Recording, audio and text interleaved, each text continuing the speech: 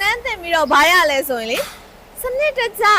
ပြောင်းလဲတိုးတက်မှုမလုပ်ရင်ကြံခဲ့မယ်ဆိုတာကိုတော့သိလိုက်ရတယ်ပေါ့နော်ကြံခဲ့မယ်နှောင့်နှေးသွားနိုင်တယ်ဆိုတာကိုသိလိုက်ရတယ်ဘလို့စနစ်တကျတိုးတက်ပြောင်းလဲမှုလဲဆိုအရင်တော့ဆိုညီမလေးဝင်လာပြီဆိုတာနဲ့လေဒီနားမှာလူတွေပြန့်ပြန့်ကျဲအထည်တွေပြန့်ပြန့်ကျဲပေါ့နော်ကြည့်ရတာကလေအော်ရှုပ်ရှက်ခန့်နေအဲ့ဒီအချိန်တုန်းကတော့အော်လူတွေများပြီးတော့အလုပ်တွေအများကြီးလုပ်နေတာပဲလို့တွေးမိတာအမှန်တကယ်အဲ့ဒါဗယံပရာဖြစ်နေတာဗယံပရာအလုပ်လုပ်နေရတာပေါ့နော်အခုဆိုရင် line plan တွေတားထားပြီး line plan ဆိုတာလေဒီဟာတွေဆိုလို့ရှိရင်မနေရှာဝယ်ထားရတာတင်တယ်အကိုကလေသူ့အကန့်နဲ့သူပေါ့နော်ပန်းထိုးဆိုလဲပန်းထိုး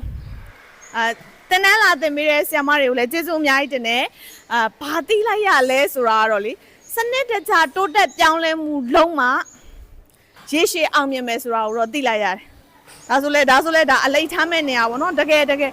ပြောင်းလဲမှုတွေကလုံနေပြီသူစတိုးဆိုလဲစတိုးပေါ့နော်အဲ့လိုမျိုးတွေလုံနေပြီဒါဒီကွက်ကဒါပါတော့လေဟမ်အော်လူရပြီးဆက်ကြည့်ဖို့ကလေးနေရကြတော့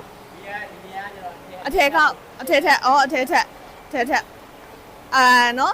ရှင်းဆိုလို့ရှင်းကိုလည်းအများကြီးကျေးဇူးတင်တယ်ပြီးတော့အရင်ကကိုသိတာ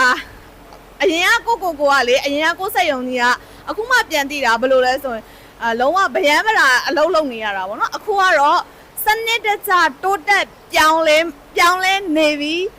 စနစ်တကျရှိဖို့လဲလိုတယ်တိုးတက်ပြောင်းလဲတဲ့နေရာမှာလဲစနစ်တကျရှိဖို့လိုတယ်အဲ့ဒါမှရေရှည်တည်တတ်မှာဆိုတာတော့သိလိုက်ရတယ်ကျေးဇူးအများကြီးတင်ပါတယ်